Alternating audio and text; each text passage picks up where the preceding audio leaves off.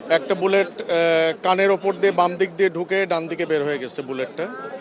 তো এটা মানে ম্যাসিভ ব্রেন স্টিম মগজের যে কাণ্ড, সেই কাণ্ডের পাশ দিয়ে বুলেটটা বের হয়ে গেছে, কাণ্ডেরও ইনজুরি হয়েছে। এখন ওনাকে কৃত্রিম শ্বাস প্রশ্বাসের মাধ্যমে ওনাকে আমরা বাঁচিয়ে রাখছি। তবে আসার কথা যেটা, যে সাইন অফ লাইফ যেটা বলে, জীবনের চিহ্ন, এটা ওনার ভেতরে এখনও আছে, এটা নিঃশেষ হয়ে যায় নাই। আমরা আশাবাদী এবং আমি অপারেশনের টোটাল অপারেটিভ প্রসিডিওরের মধ্যে আমাকে অ্যানেস্থেশিয়া যিনি প্রফেসর, উনি বারবার আমাকে অ্যাসিওর করছেন যে ওনার নিজস্ব যে ইফোর্ট, একটা মানুষের যে শ্বাস প্রশ্বাসের ইফোর্ট যেটা, ওটা ওনার ছিল।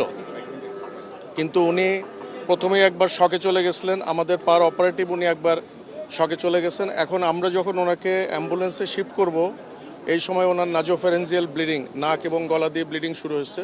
তো ওইটা আমরা মোটামুটি ম্যানেজ করছি। ইএনটি সার্জনরা ফাইনালি ওটা ম্যানেজ করার পরে আমরা ব্লাড দিয়ে সেফলি ওনাকে শিফট করব। আমরা আপনাদের কোনো আশার কথা শোনাতে পাচ্ছি না, তবে উনি এখনও বেঁচে আছেন।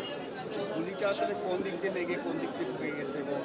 বাম দিকে কানের ওপর দিয়ে ঠিক গুলিটা ঢুকছে এবং ডান দিক দিয়ে বের হয়ে গেছে।